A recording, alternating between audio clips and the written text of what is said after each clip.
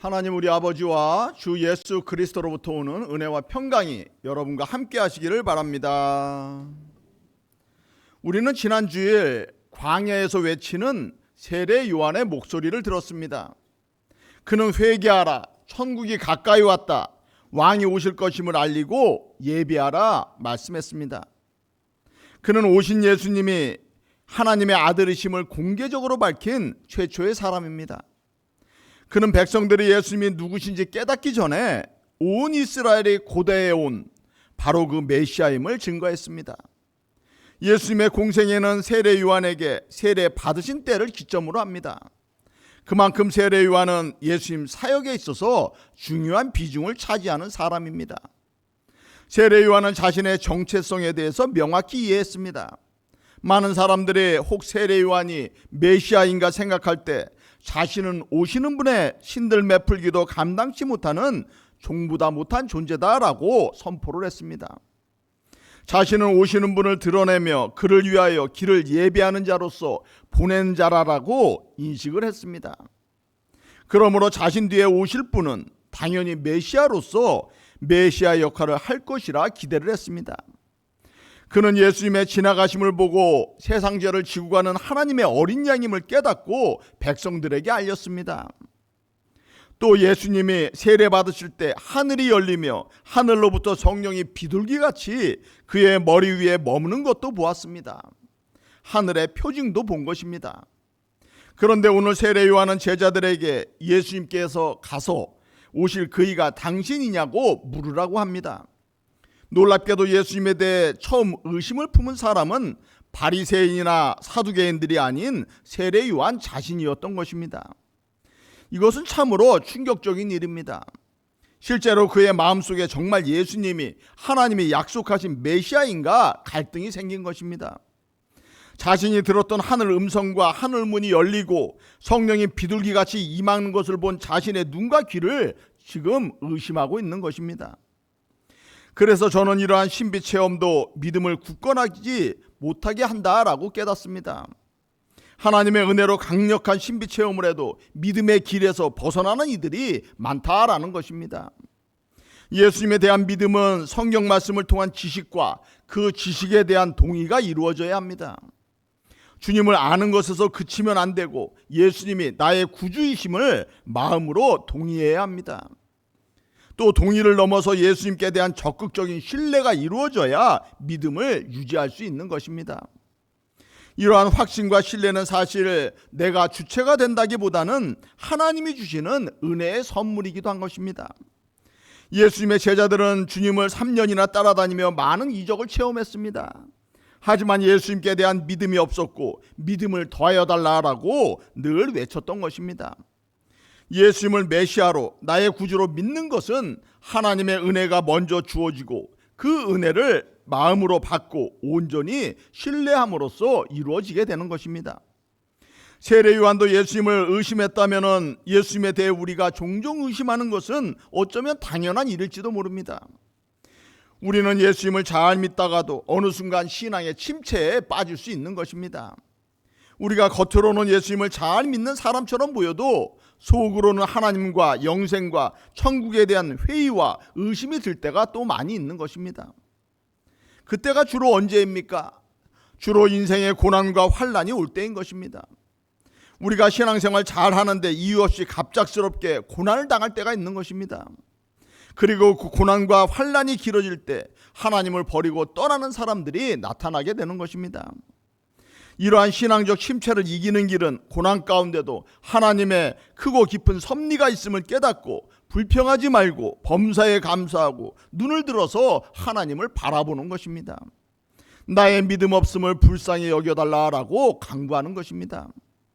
신앙생활은 늘 내 삶을 쳐다보는 것이 아니라 하나님께 시선을 두는 것이 신앙생활입니다. 그렇게 고난까지도 감사하고 기도하며 믿음으로 나아갈 때 하나님은 여러분을 축복으로 이끌어 가실 것입니다. 오늘 2절을 보면 세례 요한이 감옥에서 그리스도께서 하신 일을 듣고 제자들을 보냈다라고 했습니다. 세례 요한은 갈릴리 지역을 다스리던 헤롯 안티파스가 부인과 이혼하고 이복 동생의 누인 헤로디아를 취하자 잘못된 일이라라고 맹렬하게 비난을 했습니다. 그 일로 헤롯 왕의 미움을 사서 지금 사해 인근 마케론 요새 지하 감옥에 갇혀 있는 것입니다. 캄캄하고 습기차고 춥고 배고픈 그곳에서 오랜 세월을 갇혀 고난당할 때 절망감이 엄습했을 것입니다.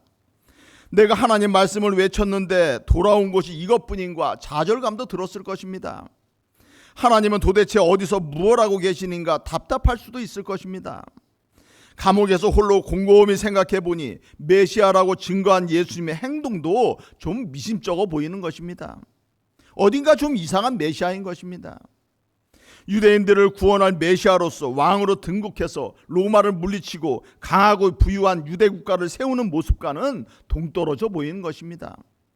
과거 하나님의 계시를 받아 도끼가 나무 뿌리에 놓여 있고 회개하지 아니하면 하나님의 심판이 곧 있을 것이다 라고 세례 요한은 선포했었습니다. 그런데 아직도 회개하지 않은 악인들이 버젓이 심판받지 않고 오히려 활개치고 떵떵거리며 잘 살고 있는 것입니다. 더군다나 예수님은 듣자 하니 어부나 세리 같은 천민들, 죄인이라 생각하는 자들과 어울려 다니신다라는 것입니다. 공의로운 재판은커녕 원수도 사랑하라는 감상적인 말씀만 하고 다니신다라는 소문도 들은 것입니다. 구약 예언자들의 말씀과 계시의 말씀과 다른 삶을 사시는 이분이 과연 메시아인가 의문을 품게 된 것입니다. 세례 요한은 무언가 잘못되고 있는 것이 아닌가 생각했을 것입니다. 예수님이 메시아가 아닐지도 모른다라는 생각이 든 것입니다. 그 흔들리는 마음에 사탄은 의심이라는 씨앗을 심은 것입니다. 의심은 꼬리에 꼬리를 물고 확대 재생산되게 되어 있습니다. 어려운 환경에도 감사하며 신앙생활 잘 하다가도 하나님이 안 계신 것 같은 생각이 들기도 하는 것입니다. 열심히 신앙생활 하는데 누군가 하나님께서 당신에게 해준 것이 무엇이냐고 물을 때 갑자기 할 말이 없고 하나님께 섭섭한 마음이 들기도 시작하는 것입니다. 자신의 삶을 돌아보니 정말 하나님이 내게 너무하시는 것 아닌가 하는 생각이 드는 것입니다. 열심히 신앙생활 해봐야 앞으로의 인생도 별 볼 일 없을 것이라는 생각도 드는 것입니다. 이런 의심 가운데 하나님께 대한 원망의 마음이 찾아오고 조금씩 신앙생활이 시들해져 가는 것입니다. 이것이 사탄 마귀가 우리에게 주는 믿음의 시험인 것입니다. 이때 우리는 하나님 바라보며 오히려 범사에 감사하고 말씀과 기도와 찬양으로 이겨내야 하는 것입니다. 예수님 의지에 기도하고 감사하고 찬양하면 마귀는 떠나가고 축복이 임하게 될 것입니다. 하나님은 죄 가운데 죽어 영원히 멸망할 우리를 구원하셨고 영원한 천국을 예비해 주셨다는 것을 우리는 늘 기억하며 살아가야 하는 것입니다. 우리가 받을 최고의 복은 영원한 천국인 것입니다. 인간이 되셔서 우리 죄를 위해 십자가에 달려 죽기까지 사랑하셨는데 하나님이 해준 것이 없다고 하면은 누가 너무한 것입니까? 하나님입니까? 아니면 여러분입니까? 신앙적 의심과 불평에는 늘 사탄의 유혹이 있다는 것을 우리는 기억해야 합니다. 우리가 육체적으로 약해졌을 때, 기도하지 않을 때, 감사하지 않을 때, 말씀 보지 않을 때, 찬양이 입술에서 떠날 때 마귀는 하나님을 부인하게 하지 않고 먼저 의심하게 만드는 것입니다. 한번 의심이 자라고 역사하기 시작하면 과거에 하나님께 받았던 은혜의 기억들은 모두 사라지는 것입니다. 성령 충만하여 회개하며 흘렸던 눈물과 하나님의 임재를 체험했던 뜨거운 믿음의 경험들이 하루아침에 다 사라지는 것입니다. 그리고 그 혼란한 마음에 의심과 원망의 생각들로 가득 차게 되는 것입니다. 이때 하나님의 은혜로 주신 구원의 감사부터 기억하며 믿음을 회복하며 우리는 지켜야 나가야 하는 것입니다. 세례 요한은 예수님에 대한 의심 가운데 제자들에게 예수님을 살펴보라 했습니다. 그래서 그의 제자들은 예수님께 이르러 오실 그이가 당신이오이까 우리가 다른 일을 기다리오리까 라고 물은 것입니다. 예수님은 직접적 대답은 안 하시고 너희가 가서 듣고 보는 것을 요한에게 알리라 말씀하셨습니다. 맹인이 보며 못 걷는 사람이 걸으며 나병 환자가 깨끗함을 받으며 못 듣는 자가 들으며 죽은 자가 살아나며 가난한 자에게 복음이 전파된다 하라 말씀하셨습니다. 이것은 이사야 35장에 나오는 메시아 예언의 정확한 성취인 것입니다. 그때 맹인의 눈이 밝을 것이며 못 듣는 사람의 귀가 열릴 것이며 그때 저는 자는 사슴같이 뛸 것이며 말 못하는 자의 혀는 노래할 것이다 라고 했습니다. 또 이사야 61장을 보면 여호와의 영이 내게 내리셨고 기름을 부으사 가난한 자에게 아름다운 소식을 전하게 될 것이다 했습니다. 예수님이 현재 행하고 계신 모든 사역들이 선지자 이사야 예언의 성취임을 알려주신 것입니다. 예수님은 의심을 품은 세례 요한을 꾸짖지 않으셨습니다. 아마 예수님은 그의 마음 안에 하나님을 사랑하는 마음이 가득했었음을 아셨을 것입니다.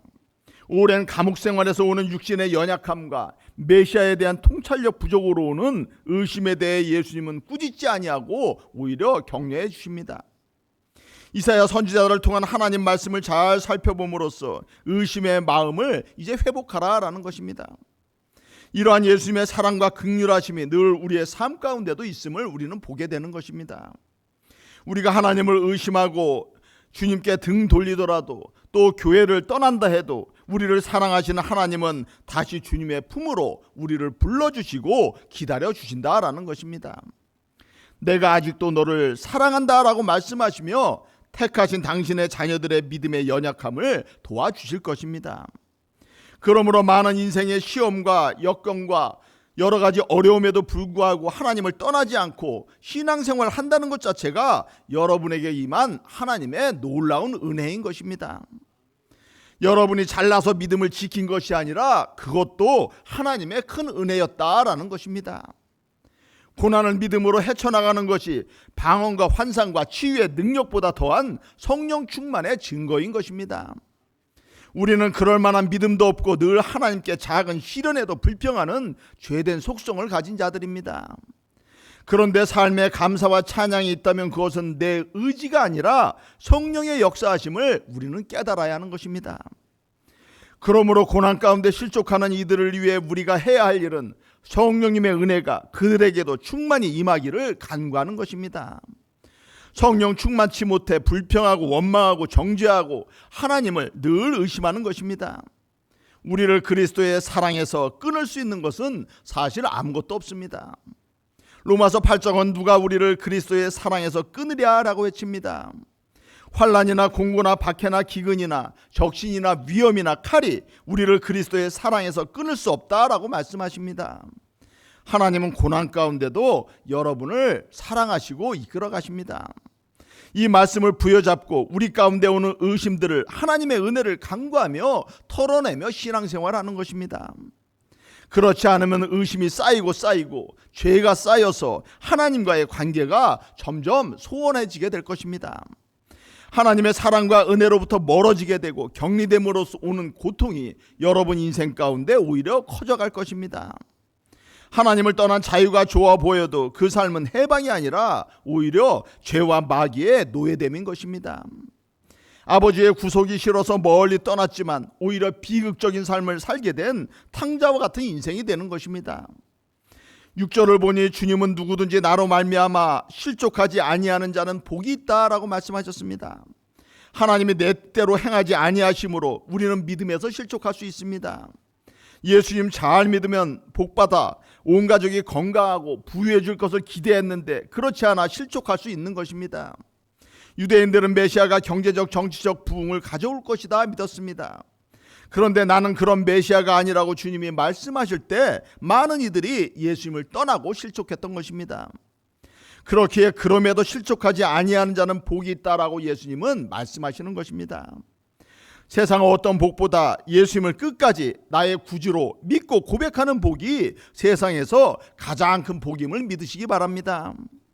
세상적인 복이 아니라 영원한 생명과 천국을 얻는 구원의 큰 복을 사모하며 사시기 바랍니다. 세례 요한의 제자들이 건넨 의심의 말들에 아마 예수님과 같이 있었던 제자들은 화가 났을 것입니다. 온 백성의 추앙을 받는 선지자라는 자가 그런 통찰력도 없어서 예수님을 의심하느냐라고 비판하고 정죄하려 들었을 것입니다. 제자라는 너희들도 고작 그런 스승 쫓아다니냐라고 비아냥댔을 것입니다. 이 모든 것을 아시는 예수님은 오히려 세례 요한을 인정하고 세워주는 말씀을 주십니다. 너희가 무엇을 보려고 광야에 나갔더냐? 흔들리는 갈대냐라고 물었습니다. 세례 요한은 자신의 유익에 따라 이리저리 흔들리는 지조없고 소신 없는 갈대 같은 사람이 아니다라는 것입니다. 그는 하나님께 받은 말씀을 끝까지 굽히지 않고 전한 사람입니다. 과감하게 종교 지도자들의 거짓됨을 책망했으며 왕 앞에서도 목숨을 걸고 잘못을 지적하는 흔들림 없는 선지자였습니다. 또 부드러운 옷 입은 사람이냐라고 물었습니다. 부드러운 옷 입은 사람들은 주로 왕궁에 거주합니다. 왕에게 아첨하는 사람들은 늘 좋은 옷을 입고 부와 권세를 누리며 살았을 것입니다. 그런데 세례 요한은 황량한 광야에서 거친 낙타털 옷을 입고 살며 하나님께서 주신 말씀만을 외치며 살았던 것입니다.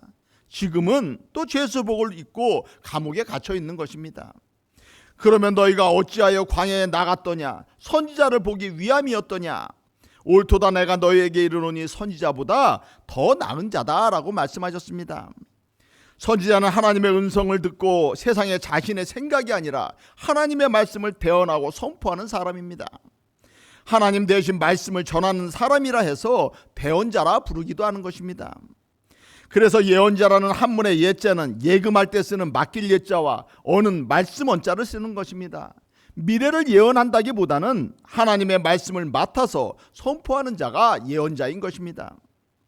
세례 요한은 메시아 오심을 직접 준비하고 선포하고 만난 사람이기에 선지자보다 더 나은 사람입니다. 주님은 그가 어떤 선지자보다 큰 인물이라 말씀하셨습니다. 여자가 낳은 자 중에 세례 요한보다 큰 이가 일어남이 없다라고 했습니다. 그런데 이렇게 세례 요한이 위대한 인물이라도 천국에서는 극히 작은 자라도 그보다 크다라고 또 말씀하셨습니다. 왜 그렇게 말씀하셨습니까? 예수님의 십자가 보혈을 통해 온 인류의 죄가 씻기는 새 시대를 세례 요한은 경험하지 못하고 죽었기 때문인 것입니다. 우리는 감사하게도 예수 그리스도의 대속으로 구원을 받았습니다. 또 매주일 성만찬을 통해 주님의 살과 피를 나누고 또 기념하고 있습니다. 우리 안에 예수님의 영인 성령님을 모심으로 제자들보다 더 친밀하게 주님과 교제하는 복도 누리고 있는 것입니다.